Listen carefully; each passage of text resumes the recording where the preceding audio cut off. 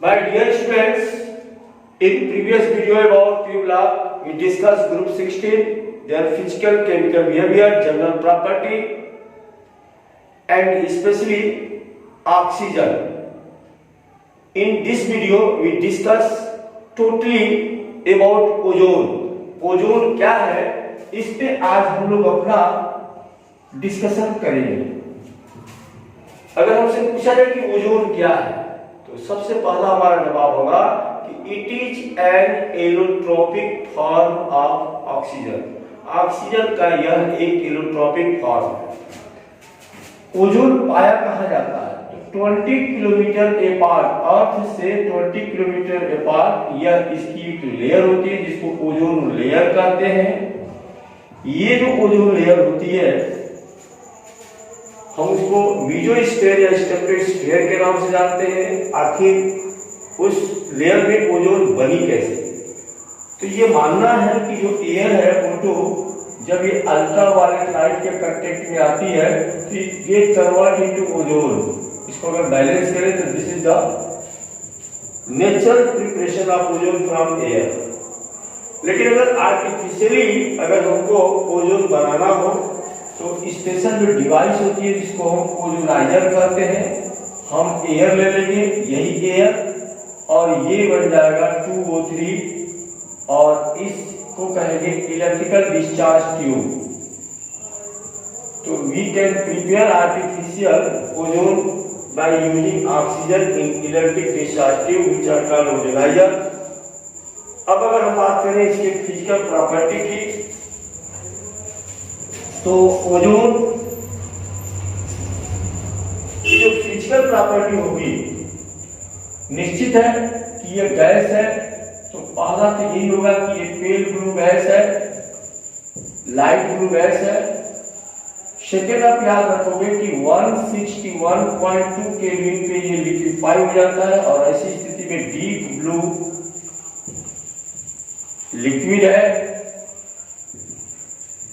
Oxygen के compare में ये लगभग 1.5 टाइम्स हैवी है, हैवियर है।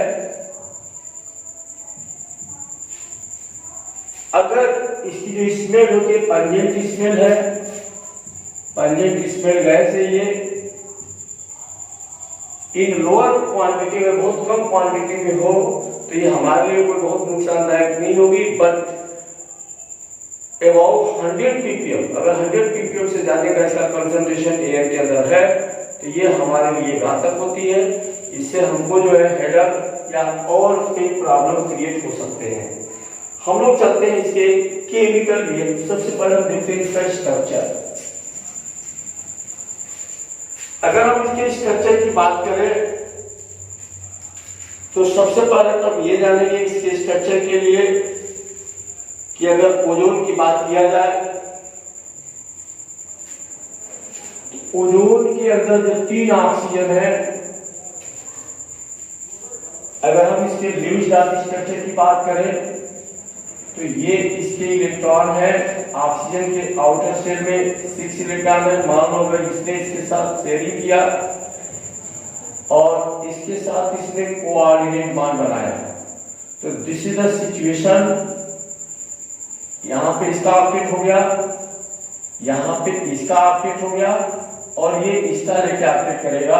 इस हिसाब से देखें तो ऑक्सीजन एक ऑक्सीजन के साथ कोऑर्डिनेट बॉन्ड बनाएगा, एक के साथ डबल बॉन्ड बनाएगा। और अगर ऐसी स्थिति रही तो निश्चित है कि देयर इज 2 बॉन्ड लेंथ। अगर ये सिंगल है तो इसका बॉन्ड लेंथ 148 पिकोमीटर होना चाहिए, अगर ये डबल है तो 122 पिकोमीटर होना चाहिए। But experimentally it measure that ozone का जो दोनों बॉन्ड लेंथ ऑक्सीजन के साथ होता है वो इक्वल होता है। इक्वल बॉन्ड लेंथ जो होता है 128 पिकोमीटर का। तो इस तरीके से हम कहेंगे कि ओजोन का जो स्ट्रक्चर होता है, ओजोन इज रिजोनेटिंग स्ट्रक्चर, जहां पे ओजोन के 3 रिजोनेटिंग स्ट्रक्चर बनते हैं। This is the first, this is the possibility second, और इनका जो केमिकल फॉर्म बनता है वो ये होता है कि ओजोन के जो बॉन्ड लेंथ होते हैं इक्वल होते हैं। It means this is the resonance hybrid of ozone. तो ये ओजोन का परफेक्ट स्ट्रक्चर होता है।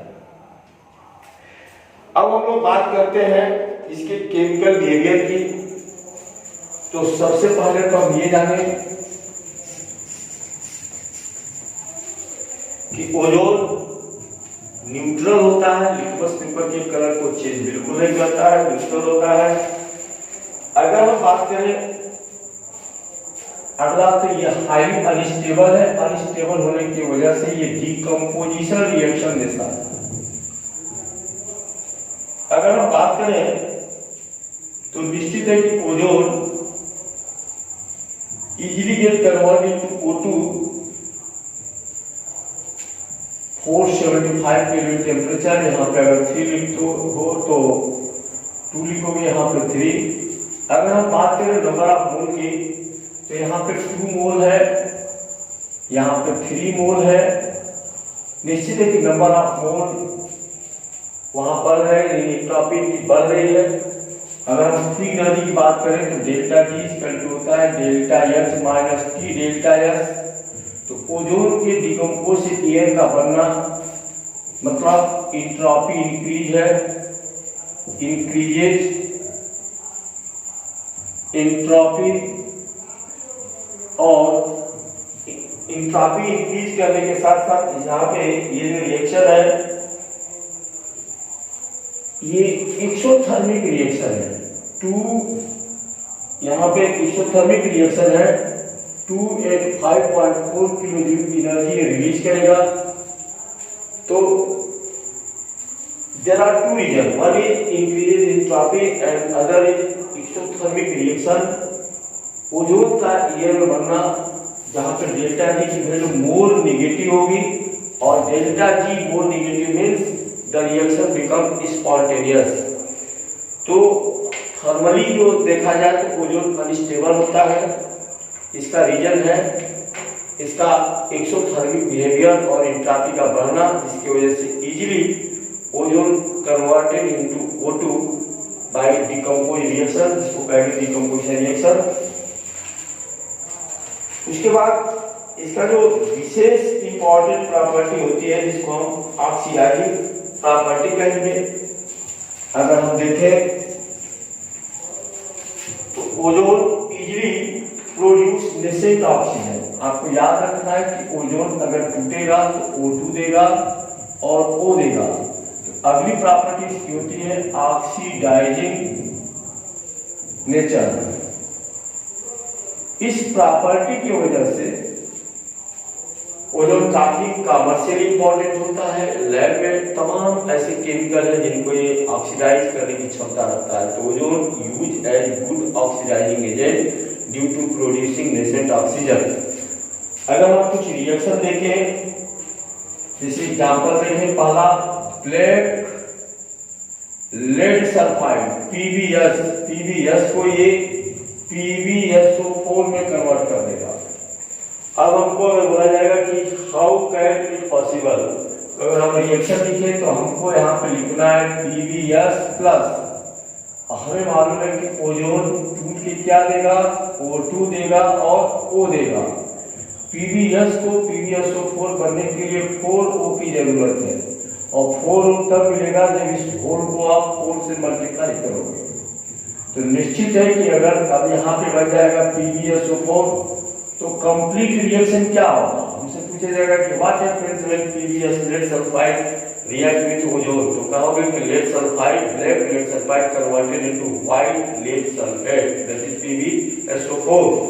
तो रिएक्शन क्या हो जाएगा, तो डायरेक्ट आप रिएक्शन लिखोगे PbS प्लस, क्योंकि 4 ओजोन की जरूरत पड़ेगी तो यहाँ पे लिखोगे 4O3 और ये बनेगा PbSO4 प्लस 4O2।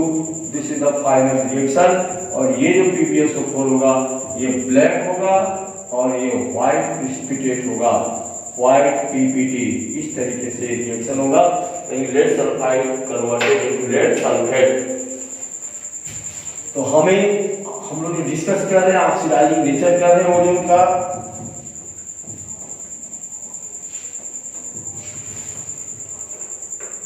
ठीक ऐसे ही ये ZnS को किस में कन्वर्ट कर देगा, ZnSO4 में कन्वर्ट कर देगा। ये CuS को किस में कन्वर्ट कर देगा, CuSO4 में कन्वर्ट कर देगा। और ये CdS को सिमिलरली CdSO4 में कन्वर्ट कर देगा। अब हमें बोला जाएगा कि इसका रिएक्शन लिखो, तो क्या करना है आपको मालूम है क्या क्या ऑक्सीजन यूज हो रहा है, तो सीधा आपको लिखना है कि ZnS + 4 ozone converted into ZnSO4 + 4 O2। अब अगर मान लो हमको इसका रिएक्शन लिखना है, हमें देखना है कि CuS CuSO4 में कन्वर्ट हो रहा है, तो सीधा लिखेंगे CuS + 4 ozone is converted into CuSO4 + 4 O2।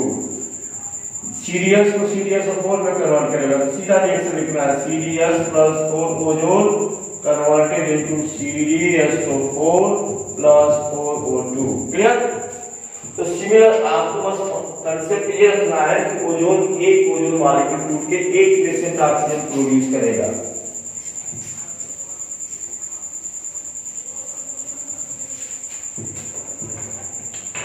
अगला, ये हैलोजन एसिड को हैलोजन एसिड हम किससे कहेंगे, HF, that is HCl, HBr, HI, these are called halogen acid.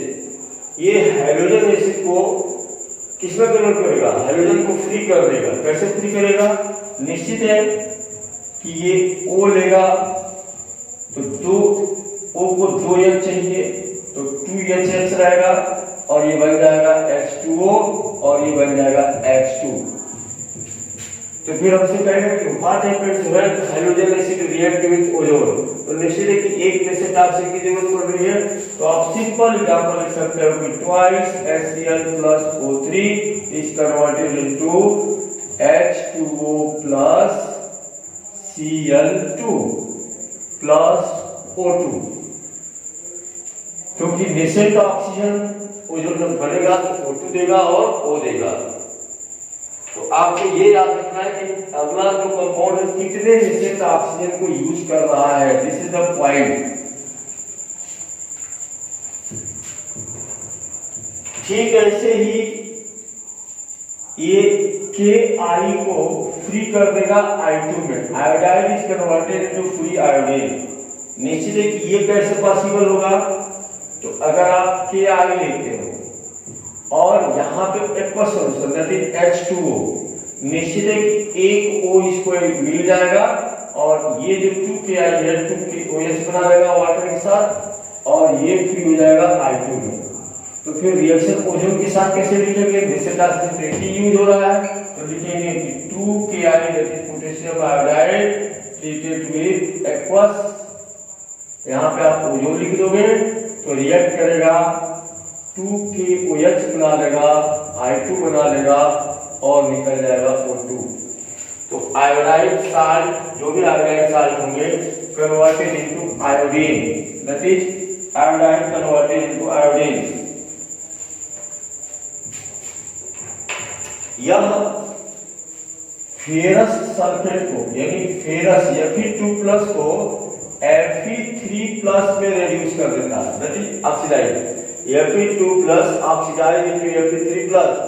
कैसे पॉसिबल है, आप लोगे FeSO4 और लोगे H2SO4 और इनको चाहिए एक नेसेंट ऑक्सीजन और एक नेसेंट ऑक्सीजन में यहाँ 2 कर दोगे, एक नेसेंट ऑक्सीजन कौन देगा, ओजोन देगा और ये जो ओजोन होगा एक नेसेंट ऑक्सीजन देगा जो H2 को H2 में कन्वर्ट कर देगा और ये बन जाएगा Fe2SO4 का whole thrice plus H2O plus O2।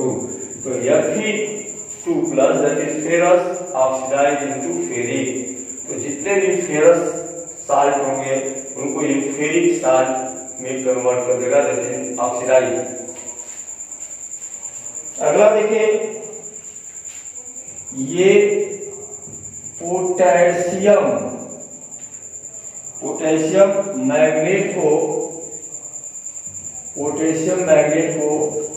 पर मैग्नेट में कन्वर्ट कर देगा, यानी पर मैग्नेटिक ऑक्सीडाइज हो जाएगा। पोटेशियम मैग्नेट का मतलब होता है K2MnO4, इसको ये बदल देगा KMnO4 में। ऑक्सीडेशन नंबर देखोगे तो ये यहाँ पे 8 हो गया, ये +6 है, और यहाँ देखोगे तो +7 है, यानी मैग्नीज क्या हो जाएगा, ऑक्सीडाइज हो जाएगा।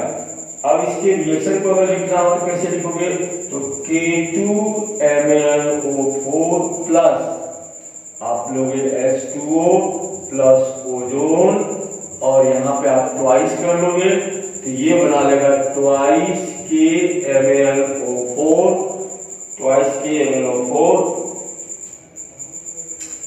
और आपका बन जाएगा ट्वाइस KOH, और बन जाएगा आपका O2। और इस तरीके से पोटेशियम मैग्नेट कन्वर्टेड इनटू पर मैग्नेट। नेक्स्ट केमिकल, यानी हमको जो है तमाम ओजोन के हमसे पूछ सकता है कि oxidising property of ozone explain करो विद सुटेबल एग्जांपल। तो हम कुछ सुटेबल एग्जांपल अपने दिमाग में रखेंगे और उनको हम एक्सप्लेन करेंगे बाय यूजिंग ओजोन।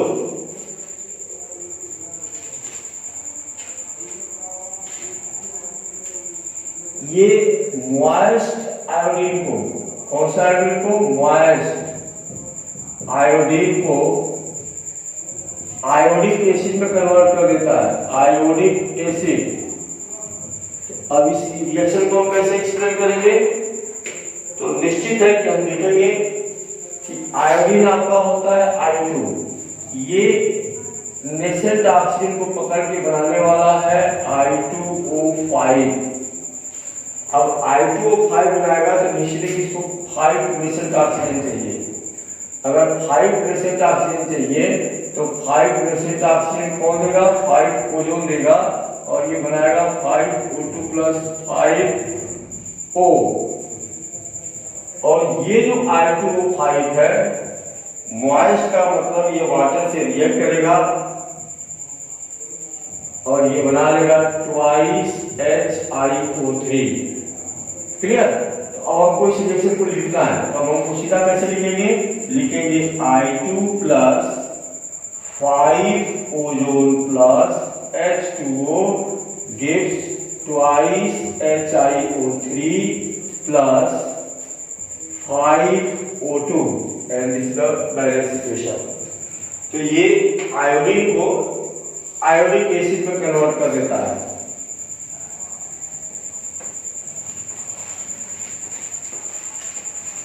और भी देखें, और भी बहुत से नाम मेटल को ये रिएक्ट करता है। तो ये सल्फर को सल्फ्यूरिक एसिड में कन्वर्ट करता है, सल्फर को सल्फ्यूरिक एसिड में।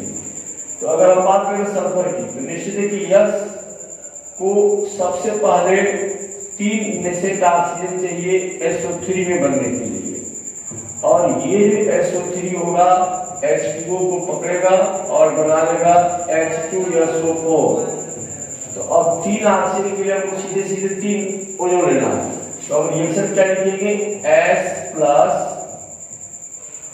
3 ozone + H2O, this is converted into H2SO4 + 3O2। तो इस तरीके से सल्फर को सल्फ्यूरिक एसिड में कन्वर्ट कर देता है। और अगर हम बात करें तो अगला नाम मतलब फास्फोरस को ये फास्फोरिक एसिड में कन्वर्ट कर देगा।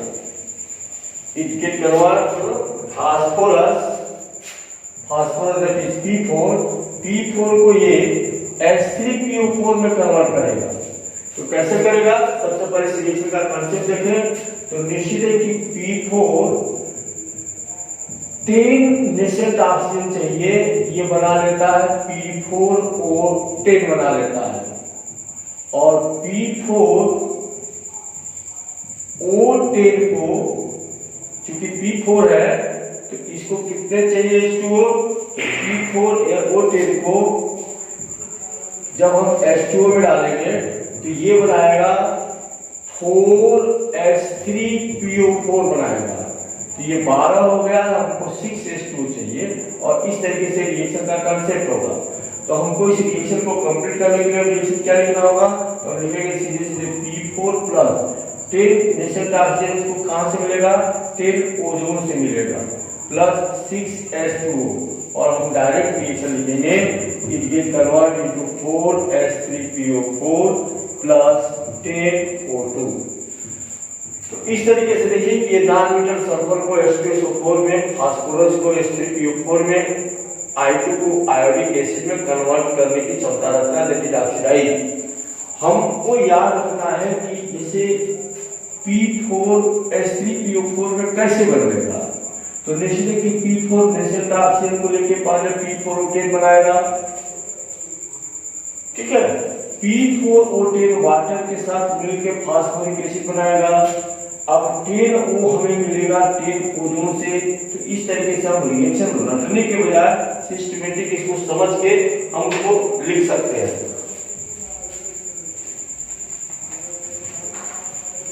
ठीक ऐसे ही कुछ लिस्ट रिएक्टिव मेटल है, जैसे Ag को Ag2O में कन्वर्ट करने की क्षमता रखता है, Hg को Hg2O में कन्वर्ट करने की क्षमता रखता है।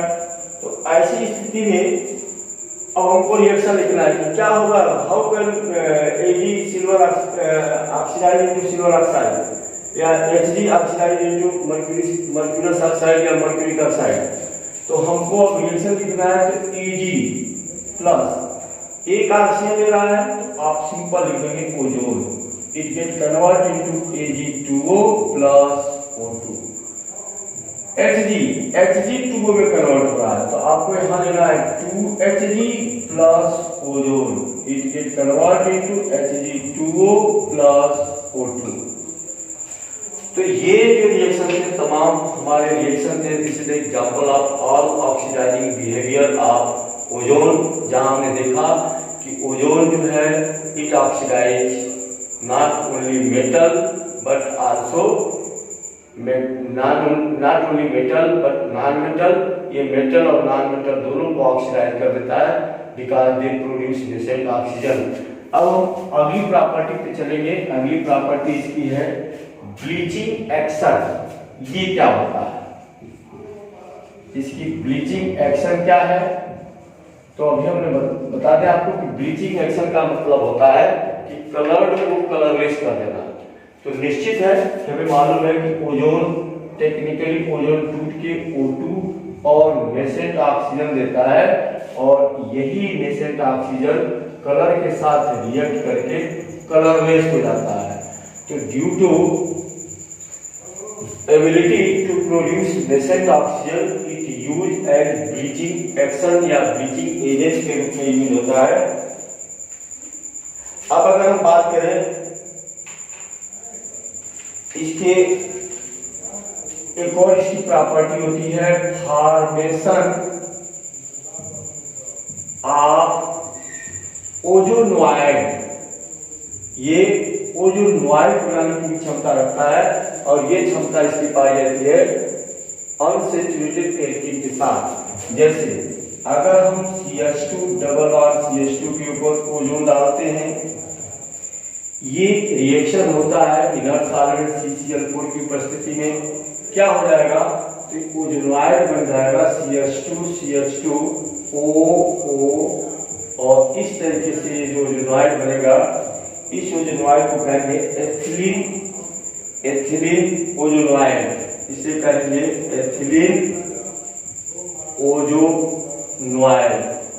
या अगर हम प्रोपीन ले लेते हैं CH3CH+CH2, हम इसके ऊपर ओजोन डालते हैं CCl4 की उपस्थिति में, तो यहाँ भी प्रोपीन ओजोनोइड बन जाएगा CH3CHOCH2 और इस तरीके से ये जो ओजोनोइड बनेगा हम इसको प्रोपीन ओजोनोइड कहेंगे।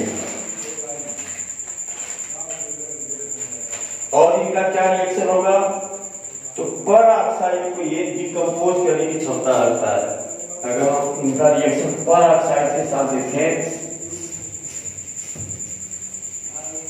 जैसे अगर हम H2O2 ले लें या अगर हम BaO2 ले लें जैसे बेरियम पेरोक्साइड, तो इनके साथ इनका रिएक्शन क्या होगा? अगर हम ओजोन को डालते हैं या ओजोन को डालते हैं, निश्चित है कि एक नेसेंट ऑक्सीजन को पकड़ के ये H2O बना लेगा और ये कन्वर्ट हो जाएगा 2O2 में। तो इस तरीके से ये डिकम्पोज कर देगा तमाम पेरोक्साइड को, इट कैन इजीली डिकम्पोज। यहाँ पे अगर बात करें तो बेरियम BaO बना लेगा और निकल जाएगा 2O2। तो this is the action of ozone on peroxide. ये पेरोक्साइड को इजीली डिकम्पोज कर देता है। इसके बाद हमें ओजोन के स्ट्रक्चर पर फोकस किया था कि ओजोन एक रिजोनेटिंग स्ट्रक्चर बिहेव करता है, क्योंकि ओजोन का अगर लेविस डार्क स्ट्रक्चर देखा जाए तो 1 सिंगल एंड 2 डबल बॉन्ड। अगर डबल बॉन्ड की बात करोगे तो ये होना चाहिए था 122 पिकोमीटर, ये होना चाहिए था 148 पिकोमीटर, लेकिन ओजोन के जो बॉन्ड लेंथ होते हैं ऑल आर इक्वल, जो ये बताते हैं कि it exist in resonating structure something this like. तो इस पॉइंट के बाद आज का हम लोग का ये वीडियो टोटल ओजोन पे था, जहां हमने देखा कि ओजोन एक किलोट्रॉपिक फॉर्म ऑक्सीजन का 20 किलोमीटर अपार्ट पाया जाता है। हमारे लिए काफी एक प्रोटेक्टिव लेयर है, क्योंकि सन से आने वाली तमाम अल्ट्रावायलेट रे या हार्मफुल रेज को ये क्या कर देता है, प्रोटेक्ट करता है अर्थ सरफेस को। कभी कभी एक पॉइंट और इसमें पूछा जाता है और वो पूछा जाता है deflection of ozone layer. Ozone layer क्यों डैमेज हो रहा है, क्यों टूट रहा है? तो हमने आपको बताया कि देयर आर सम केमिकल, जैसे जो भी हमारे जेट प्लेन होते हैं इनसे निकलने वाला जो NO ओजोन लेयर से रिएक्ट कर जाता है, ये कन्वर्ट हो जाता है NO2 में और ये O2 बन जाता है। या हम जो गैस यूज करते हैं CFC, chlorofluorocarbon, that is CCl2F2, these gas are also responsible for deflection of ozone layer। तो ये जो CFC है या NO है जो जेट इंजन से निकलते हैं एग्जॉस्ट, तो ये रिस्पॉन्सिबल है ओजोन लेयर को डैमेज करने के लिए।